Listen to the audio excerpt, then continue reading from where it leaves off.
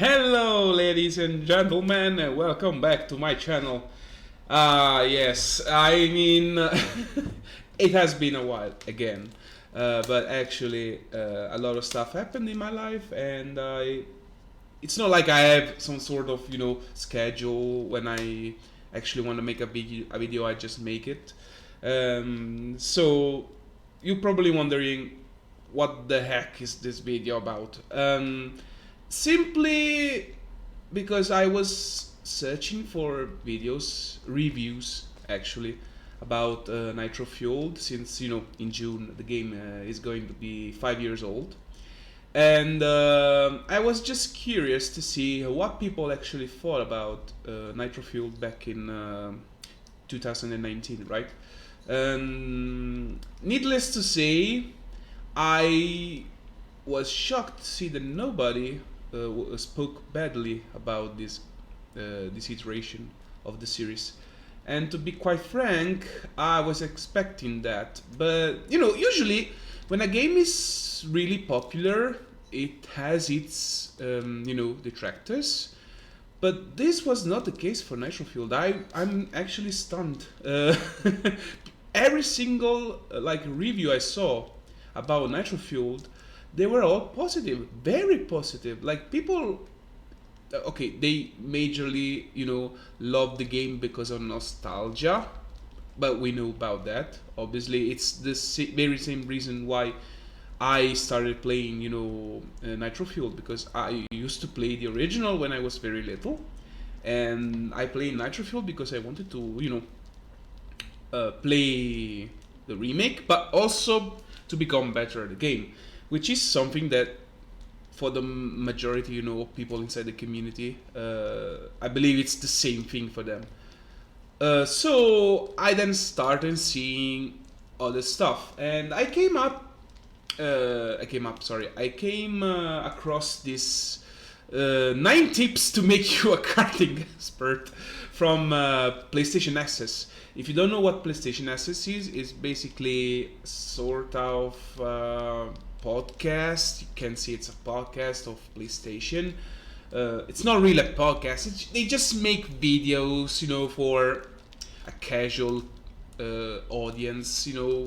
I don't know, top this, or well, we like this game, sort of stuff. It's, I don't know how to call it. It's just they make videos just to appeal to I don't know, nostalgic gamers or something like that. But I never saw this video, never before. I just wanna react to it because I'm curious to see what they say, because you know how this works, right? Right? When you watch videos about casual players giving tips to newcomers and stuff, it's usually a shit show because they know nothing about the game. They know the basic stuff that the game might tell you, or very, very basic knowledge about the techniques. Like, it's usually like that. These gamers barely know about the existing of U-turn. You probably use a brake for everything. They barely know how to drift and boost. Stuff like that. So I'm actually kind of curious to see what they actually put into these tips, as a sort of, not to make fun of them, to have fun watching back on what people thought was important to learn if you're a new player, okay, in CTR, with no knowledge whatsoever, right? So let's start.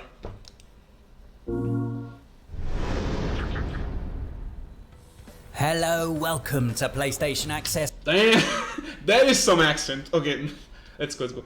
My name's Rob, and I'm very excited because Crash Team Racing Nitro Fueled is finally here on PS4, looking gorgeous and feeling every bit as tight, responsive, and deliriously fast as the original did all those years ago on... Which we can agree, like, if there's one thing that I can give props to Nitro Fueled, as a remake is that it captures the feeling really well from the original.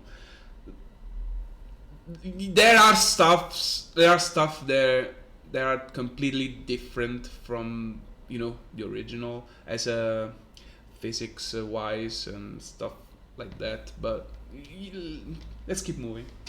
PS1.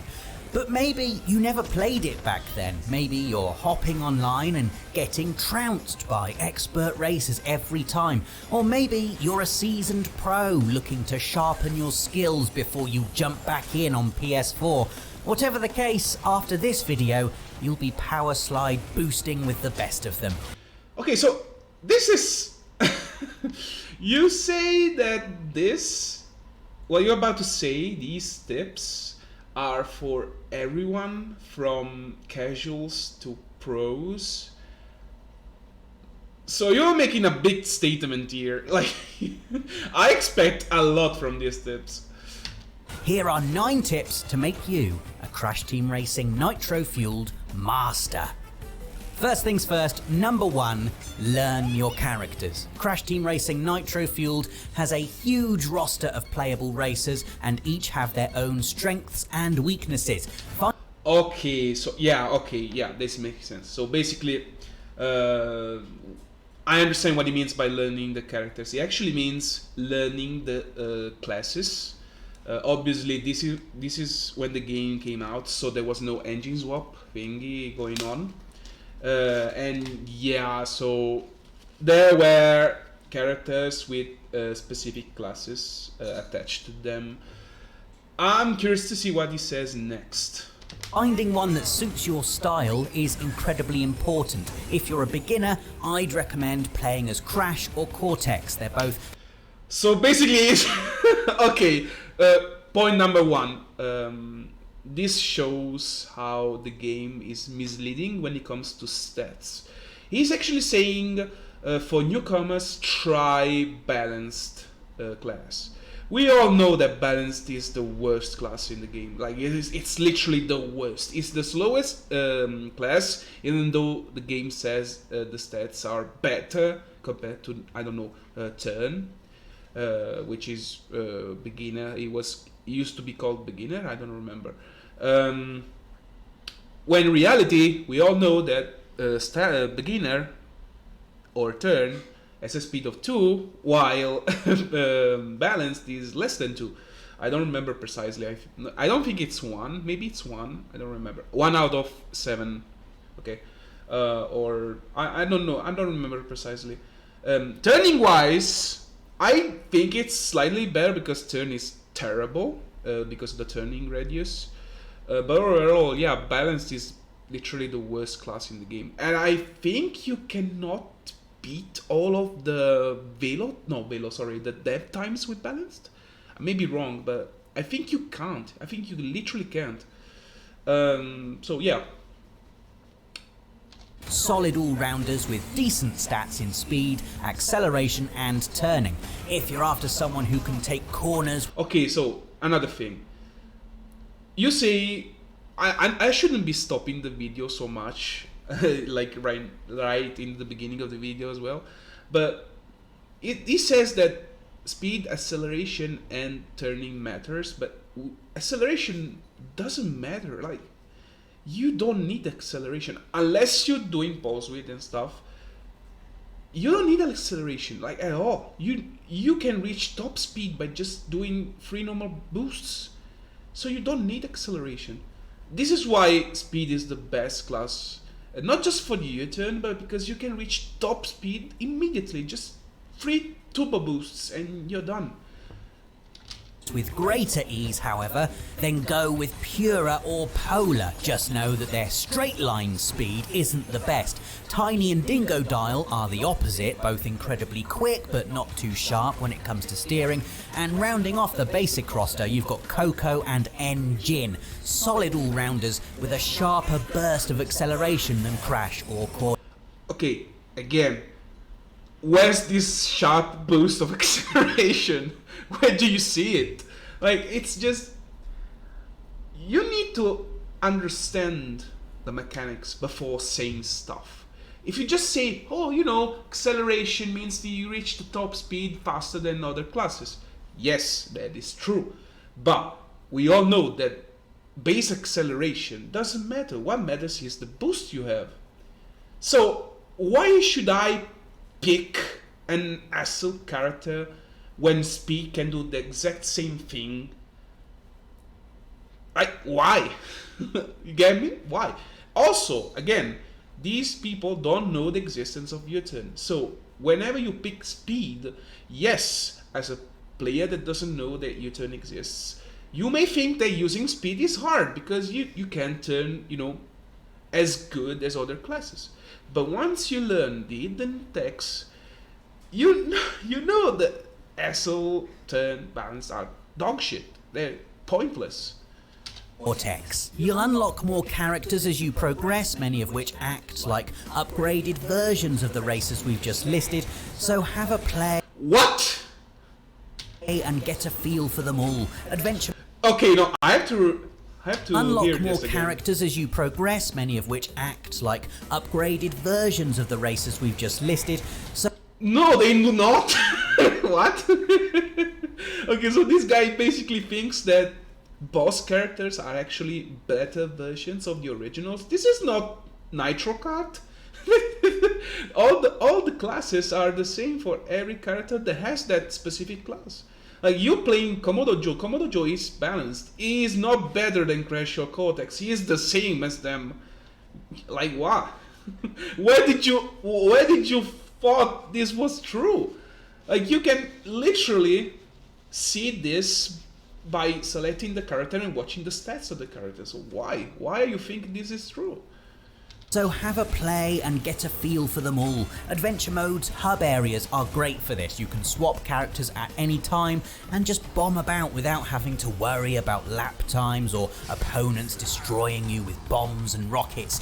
Once you've mastered a few characters, it's a good idea to switch up who you play as depending on what circuit you're racing. Okay, this is a terrible advice, and we all know why. Okay, sure.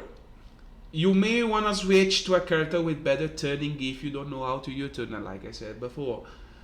But you're purposefully handicapping yourself by switching classes. Because if it is not speed, you are slower. And that is all. Like, okay, we are talking about high-level competitions and stuff, where these things really matter. But when they play, you know, in online matches, matchmaking, you know, yeah, it doesn't matter as much.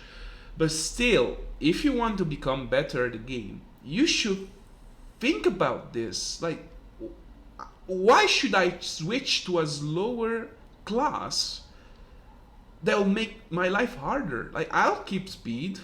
Maybe I'll learn how to drift properly, you know, better lines, better stuff.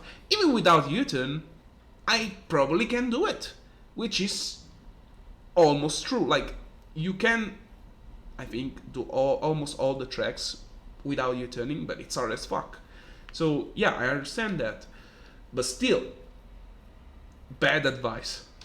Ruse Tubes, for example, is a fairly straight track, so ideal for a tiny tiger or dingo dial, whereas in the twisty slide Colosseum, you'll probably want Pura or Polar. Because you don't know that going into the grass is not a problem. So you think, yeah, I have to be on the road at all times. No, you are not going to do that. Number 2. You can get a boost off the starting line Oh my! if you rev your engine just before the light goes green. No! Oh, come on, bro. You'll need to practice this, but once you've got the timing down, it will become locked. There's no timing here! In fact, you're doing it wrong! This is the basic starting strat that most casual players do because they're not used to actually doing the free, continuous boosting start at the beginning. Because Mario Kart, for example, you do not have to do this. You just press the button at the moment you have to keep, to keep the button pressed until the go flashes on the screen. You know, from the I think you need to start pressing it when the 2 is almost gone, until you know the go starts, and then you get a huge boost. CTR doesn't work like that, so this is terrible advice again. In your muscle memory, and you'll be shooting off the starting grid. Also, what muscle memory? What muscle memory? Okay, I need to remember the timing of the starting boost, because otherwise I'll burn out. What? Every race. It's an essential skill to master if you want to keep up with your opponents, so keep... You won't keep up. It will actually be slower because you have less reserves, but okay. Practicing. You'll notice how when you rev your engines before the race starts, the bar on the bottom right will fill. If it's But you know you can do that. your engines See, he even does it. before the race starts, the bar... He knows he can do that. So why don't you actually try again while it's charging? on the bottom right will fill. If it's red when the green light hits, you've done it. Boom, instant boost. There is an advanced version of this where you repeatedly rev your engine before a race to completely fill your boost bar. This will give you even more speed, but the timing is naturally a lot harder and you risk not... It's not. It's really not. Also, my bad. I shouldn't be stopping the video so much. I should have waited. not getting any boost at all, so be warned. Like, he's actively saying, you know, doing the revving starting boost is hard, so stick to the one rev. What? It's not hard. It's just, that is timing. That is true timing. You know, the revving. Not this one boost thing. There's no timing there. Number 3, power sliding and power slide boosting. Mastering this skill is essential if you want any chance of winning online, earning those platinum relics and beating all of Oxide's ghosts. You start a power slide by pressing either R1 or L1, whichever feels more natural. Start a power slide by pressing either R1 or L1, whichever feels more natural for you. This will instigate a small jump. Immediately hold down a direction and you'll start to power slide. Perfect for getting around tight corners without losing speed. Be careful though, power slide for too long and you will lose control of your kart and spin out. Imagine if people knew that this is actually a tech. Yeah. Now here's where it gets interesting. You'll notice your boost bar filling while you power slide. When it turns red, tap the opposite shoulder button, so if like me you power slide with R1, you'll need to hit L1 for a speed boost. You can do this up to 3 times per power slide. Once you get good at this, you'll notice a huge improvement in your lap times. For maximum boost, try and let the bar fill up as high as possible before hitting L1 or R1. This is a risky tactic because if you leave it too long, your engines will burn out and you'll miss your chance. But nail the timing and you'll be rocketing around the track. Eventually, you'll just reach a point where you don't even have to look at the bar. You'll just know instinctively when to hit boost. I mean, yes, it becomes muscle memory at one point. Once you know the timing, again, this is a true timing thing, then you won't even look at the bar. But there are other advices you can give, like you can hear the engine to know when you can actually boost. You can see the flames behind your car. You can see the wheels, because Nitro Fueled introduced the light, I don't know how to call them, turbo wheels, something like that. So these will light up when you reach the, you know, the highest amount of boost you can have. When you're near the perfect, these wheels will turn completely gold. So yeah, but yeah, it's more about timing. Number 4, jumping. As previously mentioned, if you tap R1, you'll perform a small jump. Hopping can be useful for recovering if you've overshot a tight corner. This one in Cortex Castle can be particularly nasty if you've not lined yourself up properly. But mainly, you'll be using this move to get some big air. At the top of a ramp, press R1 and you will soar through the sky. The longer you're airborne, the bigger the speed boost when you land. Okay, but again, why? Like, this guy probably doesn't know about reserves, alright? Because he keeps on talking about speed boost, but no reserves have been mentioned so far. So we all know that jumping gives you almost a second, something like that, of boost, usually a second. While drifting with 3 boosts gives you a second and a half. I don't remember precisely, but it's better to drift compared to jump, unless you do, you know, the famous jump landing boost tech. That is almost a that's something that you will never see in these videos because people don't know the existence about that of the tech. So genuinely speaking, jumping is worse. If you can drift, you don't have to jump. But normal casual players don't know about this, obviously. Get used to pressing R1 every time you reach the crest of a jump. You can even go straight into a power slide when you land for added speed. Chaining jumps again.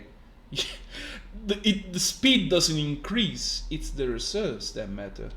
Power slides together will see you positively humming along the track, your controller reverberating happily in response to your impressive skill. Also, see, this is something I don't think he noticed this, but like it does good boosts and it doesn't try to achieve a better flame because he probably doesn't know that doing 3 boosts without at least one perfect at the end, at the last boost, you get a higher speed because you get a better flame. But he doesn't know about this. And it just does good boosts, which will lead to having no reserves whatsoever. Yeah, exactly. So that's an issue. Also, this jump, while it seems high, so it must give you a lot of reserves, right? No, it doesn't. Okay, so once you've learned the basics of jumping, power sliding and boosting, you need somewhere to hone your racing skills, and there's nowhere better than entry number 5, the time trials. This lets you race around each... Okay, this alone, by the title, this I can get behind. Like, casual players usually don't like time trials, alright? They do it because they want to unlock stuff, but generally speaking, time trials are not very liked by people. They prefer racing and using items, which is fine, okay? It's fine. Like in a car racing game, what do you want to do? Like, you want to use items because that's the biggest part of a car racing game. But time trials in Crash Team Racing are super important because you need to learn the lines. You need to. If you want to compete with stronger players, you need to know the lines because otherwise you'll be smashed. You can use all the items you want, but if someone is faster than you, knows how to keep the flame, and stuff, then you're not gonna win. Unless you get extremely lucky, but even in that case, it's gonna be very difficult.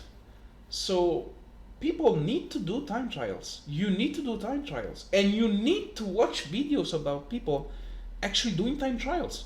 You have to. If you want to become better, you have to. Or at least try mimicking what the Ghost does. I don't know, Trophy is bad, but Oxide, for example, is a bit better. So watching what he does, you try copying him, and then you start doing Velo time trials, and then you start copying Velo, and then you do the dev times, and then you start copying them, and it's a gradual, improvement. So time trials are extremely important. I agree. track without having to worry about opponents, weapons or crates. It's just you against the clock, making time trials the ideal environment for learning each track and the handling of each racer. You can even select a ghost to race against. Entropy and Oxide have set times on each track. The former is pretty simple to beat once you've learned the layout, but Oxide's times will really test you. To best his ghost, you'll essentially need a perfect... Obviously, this is when the game came out, so no Velo, no death times, alright? But now that they are present, like Oxide, okay, Trophy is a very easy level. Like, you can beat him even without keeping the flame. You can do it, alright? Oxide, slightly more difficult, I'd say easy difficulty. Velo is okay-ish, so is medium difficulty, and then the dev times is like, for a casual player, they're not even hard, they're almost impossible. Because until Velo, you're not really pressured to know the ins and outs of a track. But dev times are a different story. You need to know every track if you want to beat the dev times, alright? For a pro player, they're all jokes, like you can do them easily, alright? But for a casual player, the dev times are, I understand why they think they are difficult. In reality, they are not, but for a casual player, they are extremely difficult. So it's understandable why. Race, a glorious chain of boosts, slides and jumps. Beat him and you'll know you're at the top of your game. But even if you fancy just a casual zip around the tracks, racing against your own ghost, time trials are the perfect way to improve your skills as you gradually shave milliseconds off your lap times. If you want the platinum trophy though, you'll need to beat Oxide's ghost on every track. Yep, good luck with that. He's saying it with such, oh my god, I beat Oxide, I'm so good. Good luck trying beating him, nerd, casual shit. Bro, you're not that tough. Chill. No, jokes aside. Yeah, I find this to be extremely funny because it makes you remember how I used to be as well. Like, I was in the same spot as these guys were once. And you just can't but laugh at this. It makes me, like, it makes you think how far have you gotten in terms of skill. Like, how much better you have gotten. Like, and we're talking about, like, 10 years or so, more than 10 years that I've been playing CTR. Not competitively, because competitively I've been playing since Nitro Fuel came out. So I'm more, I don't know how to say this, I'm greener, I don't know how to say this compared to, I don't know, Turismo or Oxide, you know, the OG ones. And the difference is literally that. You can see how much better they were since the game came out, since Nitro Fuel came out. They were already on top, while I had to, you know, to get better and better, do a lot of, you know, training and watching their videos, understanding where I was doing wrong, learning the text, learning the things I didn't know about. It was tough, but God, it was so good. Like, it was such a, I don't know, I felt, it felt good to improve, and it felt good when I actually was capable of competing with them. Even though I wasn't really as good as them, I was never on their level in the end. But when I was a good player, a really good player, it felt good. It felt like I did something, alright? And this is why CTR is such a good game, because it rewards you for your effort, alright? Then Nitro Fuel, there's a shit ton of issues, online-wise, you know, gameplay-wise as well. But God, it's so rewarding, and I love it for that.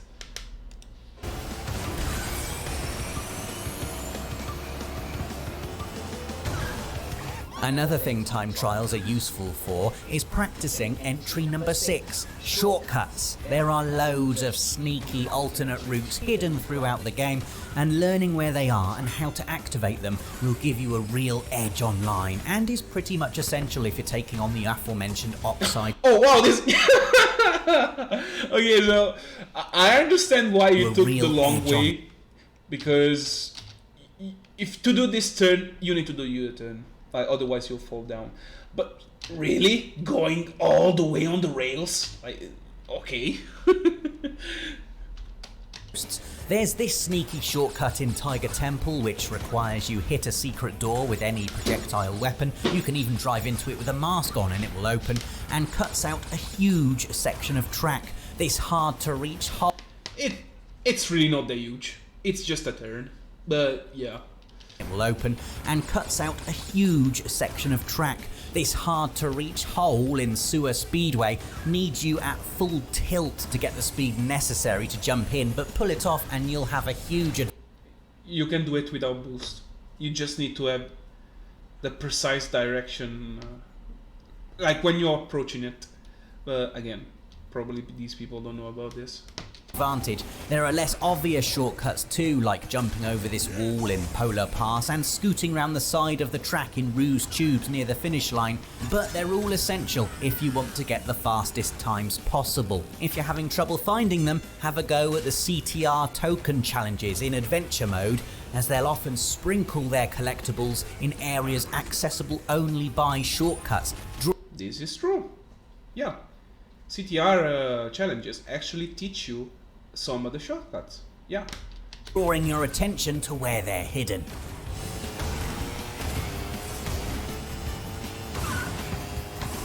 Number 7. Juice yourself up. Strewn... Wow! Okay, this is not a tip I'd think he'd put, because yeah, juicing up is extremely important. But okay, I'm curious to see what he has to say. Around the tracks in Crash Team Racing are weapon pickups perfect for ruining your opponent's day. But even more important are the Wumpa Fruit crates. Smash into these and collect 10 Wumpa Fruits to juice yourself right up. Not only does this make you go faster, but it also improves... Again, yes, but not really. Yeah, I mean, sure, you get faster, but not that much. All of your weapons in various exciting ways. For example, homing rockets are now faster, bombs have an improved blast radius, potions turn from green to red, meaning anyone unlucky enough to hit one will be slowed and have their own weapons scrambled, green shields become blue and last indefinitely until you take a hit, masks last even longer. Basically, being juiced is very important. In fact, we'd advise you focus on collecting 10 Wumpa Fruits as soon as any race begins. Wow! An actual good tip. I'm surprised. And concentrate on keeping yourself juiced. When it comes to high stakes online matchups, the finest of margins count.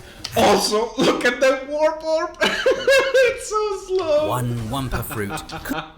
Oh yeah, this is when the game came out. So oh my god, the orb is so slow. Jesus.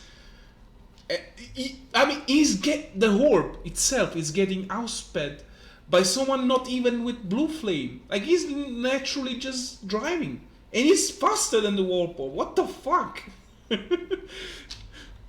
Wumpa Fruit could be the difference. But oh, I mean, he was under the mask, of course. Yeah, okay, you are slightly faster than normal, but like, you're still not as slow as the orb, I guess.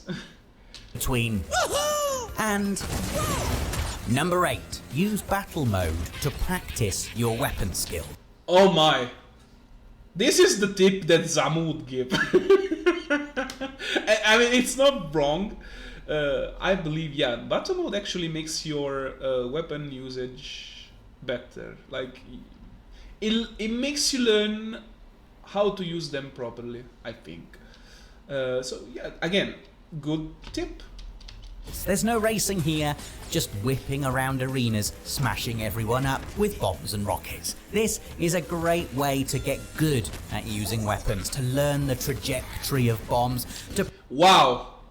He's talking about trajectories. Does he know that you can actually manipulate them though? Practice chucking them behind you, or potions in front.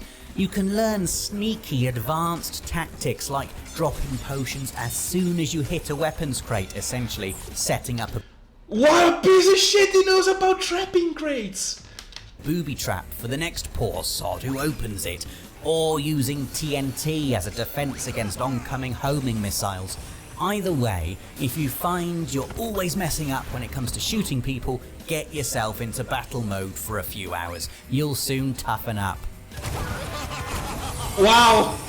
This knife. And finally, the fucking entry guy. number 9, race smart. This is less a tip and more just general Crash Team Racing life advice, because this is a game where sometimes you've got to play dirty. No one's advice because... No, genuinely speaking, how? Why? Why would someone put a beaker there?